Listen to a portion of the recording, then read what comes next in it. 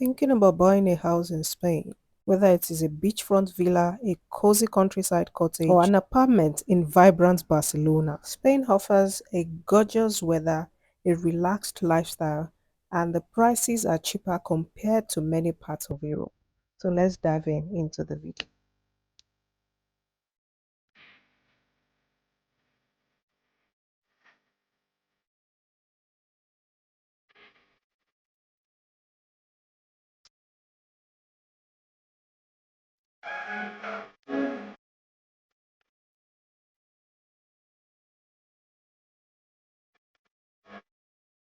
But for buying houses in Spain, it's it's easy, but it depends on where you are and who you are. I because I have lived in different countries, I looked at a lot of things before I bought in Spain. Do I like the country? Do I see myself staying here long term? What are the implications for buying a house in Spain? And these are the things that you're going to look at before you buy the house. In Spain, they have something called the inheritance tax. It means that if I pass away and I leave my house to my descendants, they will pay inheritance tax. However, it is because buying a house in Spain is relatively affordable compared to other parts of Europe. It Mm. works out well in the end. So I decided to take the plunge and to buy the house for my descendants to inherit. Teacher, you have job, you have the job security, you have the school backing you get all your documentation that you need for buying a house relatively faster than if you come here on your own and you try to hack the system. If you come here on your own and you try to buy a house, it's still doable. However, being a teacher fast tracks the process because the first thing you need is your what we call the nomina, which is your pay slips. Now, as a teacher who has come into this country on a highly skilled um, worker visa, you know that your your contract is there showing that you have a job even before you land in the country. That's number one. Yeah, Number two, you yeah. have your pay slips already. That is, the government already knows how much you're going to get and they stamp it, so it's already approved. It's not like when you come into the country and then you start looking for a job and all those kind of things.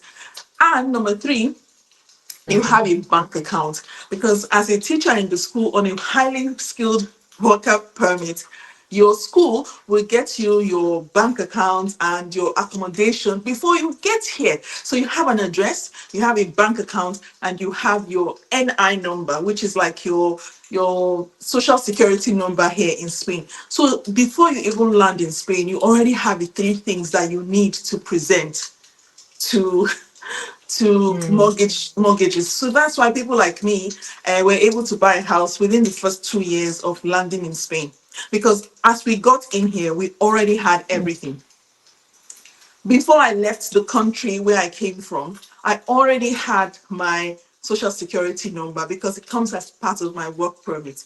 So that was quite easy. Then I love the country, I love the weather, I love the people, I love the food. It's somewhere that reminds me of home. It's not too far from Nigeria and it's in Europe, so I can access my husband's country.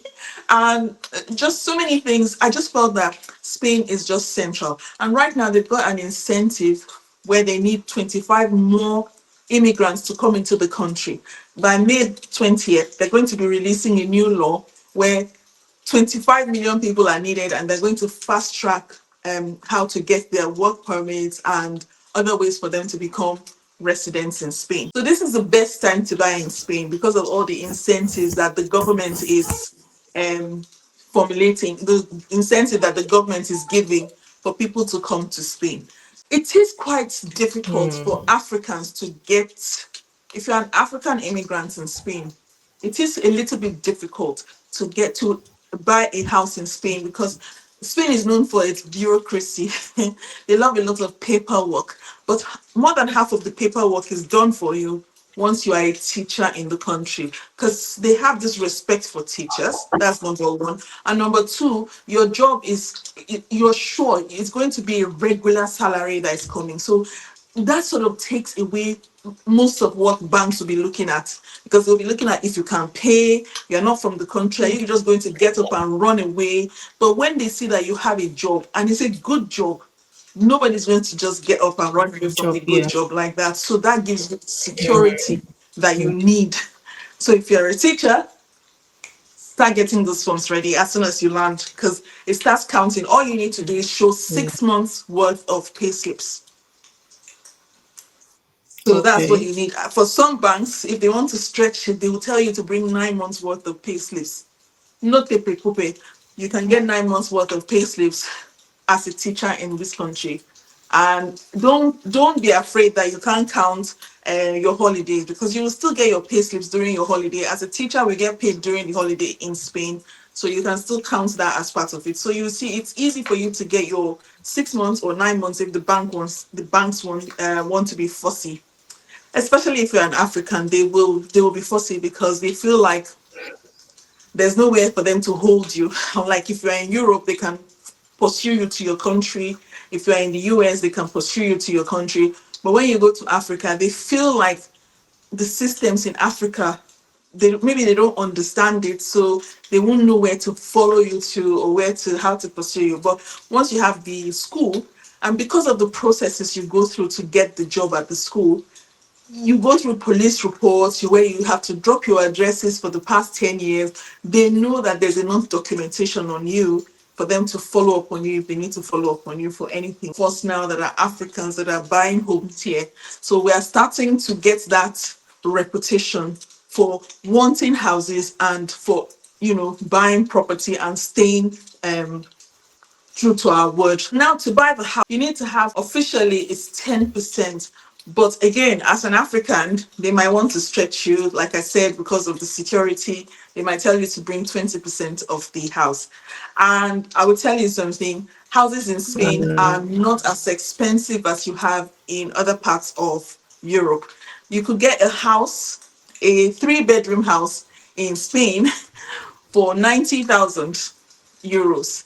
So that's it. A 3 bedroom with, there will be, maybe you have it on a communal residential area where there are pools for you to enjoy. If you want an apartment, because there's a lot of skyrise buildings in places like Alicante where you can get a flat. Those are a bit cheaper because, of course, you are sharing the facilities with other people.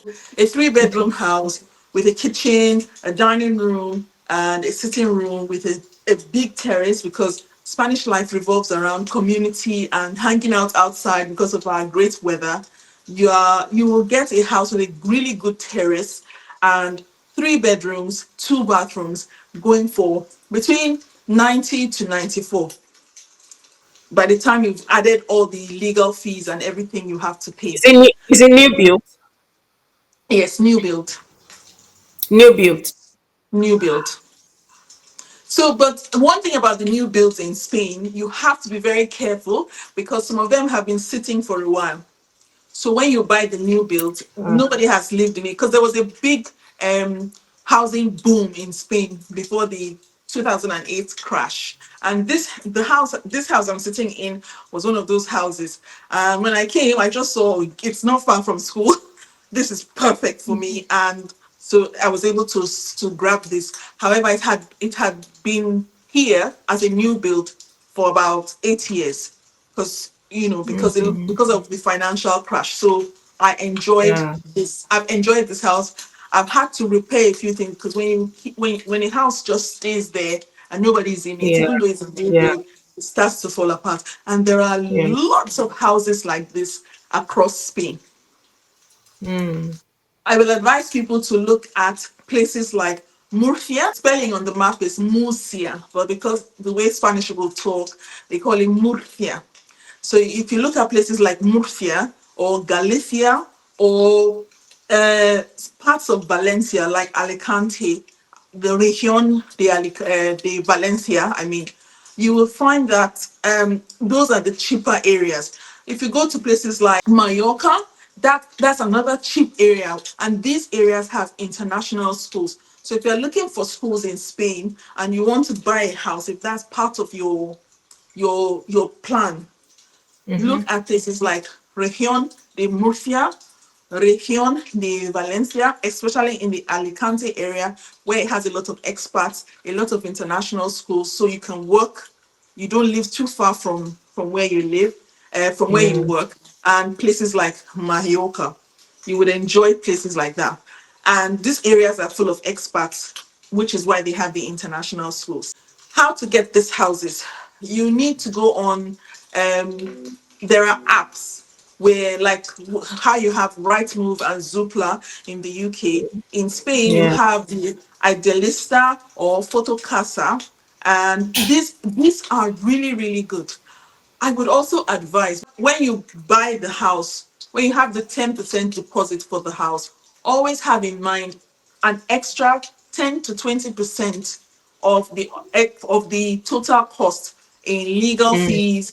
They will force you to mm. do a will. You must do a will in Spain because um, in Okay. Spain, in Spain, when you pass away, they don't embalm people here in Spain. There's no embalming. So there's nothing like mortuary and you put the person in the mortuary. No. The person passes away Mm, today, and after 2, 3 days, the person is buried. Whether the relatives are here, whether the relatives are not mm, here, the person is cremated or buried. And so foreigners here are forced, especially foreigners, they force foreigners to write a will as you're buying a house so that there's no mm. squabbling, there's no squabbling after the person has passed away, there's nobody's coming to fight over property and all those kind of things. as you're Property, buying the yeah. house as you're buying the house, it is a legal requirement for you to have a will immediately.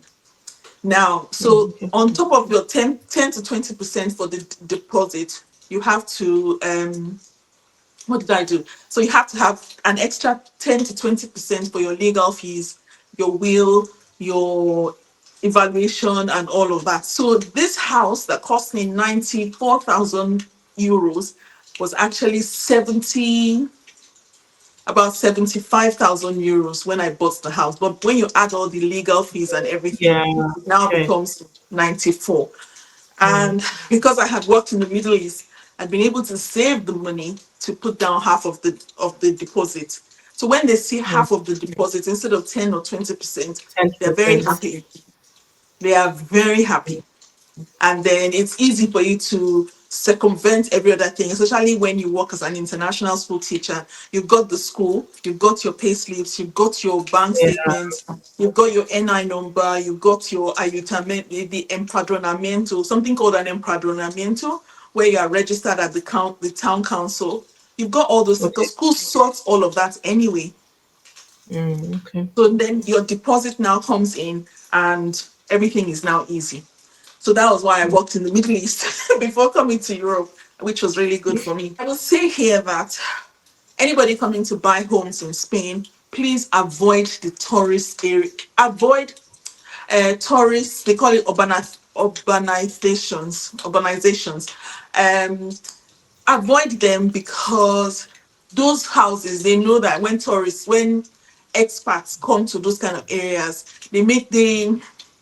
they want a certain standard. They don't want to be around Spanish people, so they make it expensive for those expats. If you want to go and live in an expat area, for example, you want to live among Mm, English people so that you can listen to people speaking in English, or you want to live among mm, French people because you don't want to learn Spanish. So the agents they know that this person is trying to live in those expat areas. mm, So a 70,000 euro house will become 150,000 euros. So if you are happy to live among Spanish people and learn the Spanish way of life, and you live, where you can still live on an urbanization, but full of Spanish people, your neighbors will be Spanish. They will give you local price, not mm. tourist price and expat Yeah. price. I will also advise that as an African immigrant, try to look for someone who understands Africa. So, for example, Mm, when I came, I still had my Nigerian passport when I came to Spain. I had not converted because I had not lived in any place long enough. You know, when you live in different countries, they want you to live there for Yeah. 5 to 10 years 5 years. before you get Yeah. your passport. I wasn't interested. I was interested in traveling. And because my school was sorting my visas, I didn't have a problem with traveling. So when I came to Spain, I still had my Nigerian passport. And because of that, as soon as you show your documentation at the bank and they see the Nigerian passport, they start getting jittery.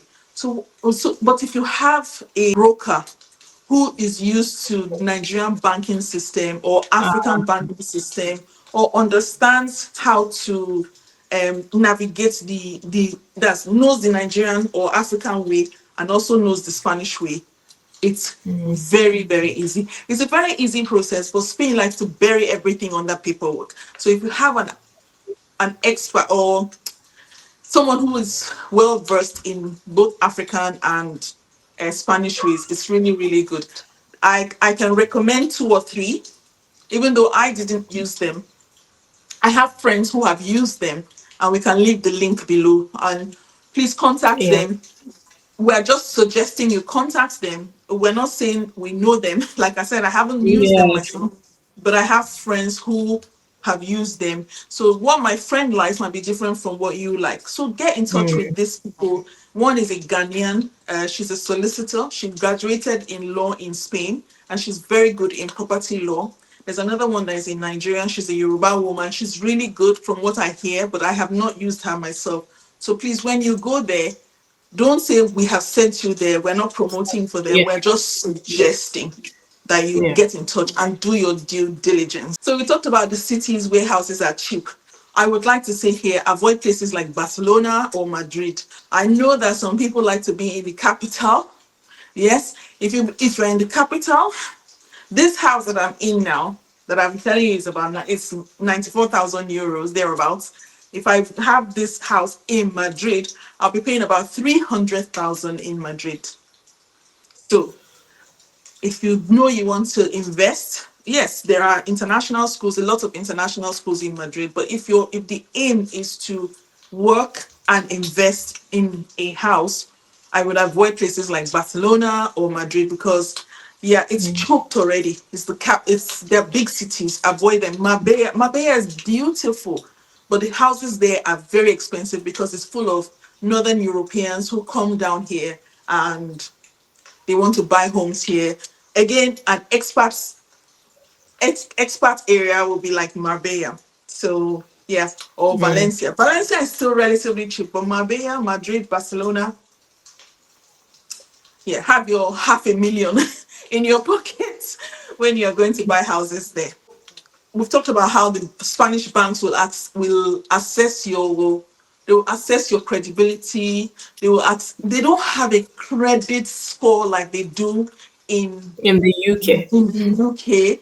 They just want to see that you have regular income, things like internet and maybe Wi-Fi in the house. It's They don't need you to have it, but if you do have it and you default on the payment, it will show Mm, on the bank, but it will show in oh, red. So please try to avoid things like that. Finally, when you have done all the due diligence and you've gotten the house and everything is happy, you are happy with everything, they will give you the documents for you to sign. Please make sure you have a solicitor.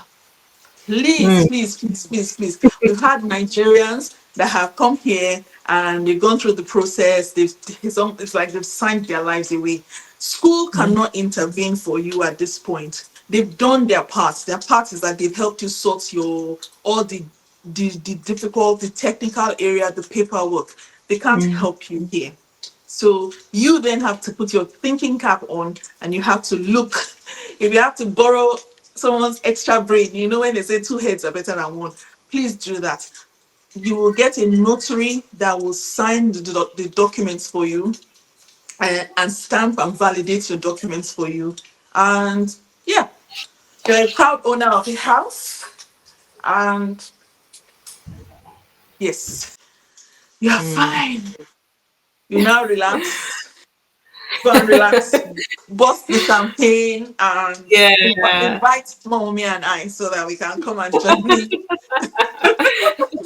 Make sure that before you buy a house, please, please, please make sure that the decision is sitting comfortably on your shoulder.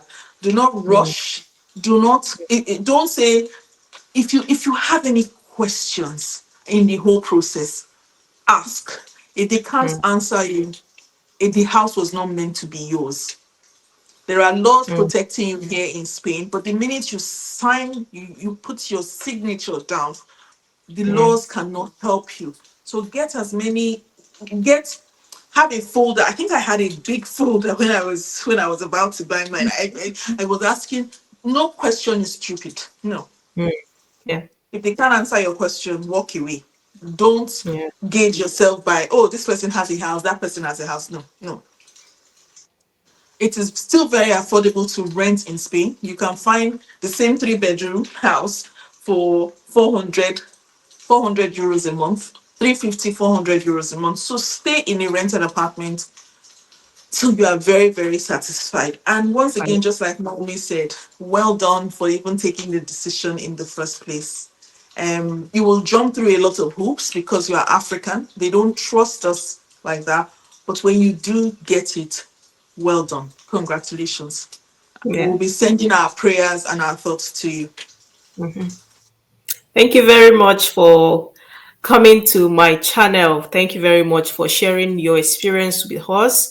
And we have learnt one thing or the other from all this. Thank you very much. Thank you guys for watching up to this moment. And I will see you in my next video, or we see on one of our live sessions. Bye, Definitely. guys. Bye.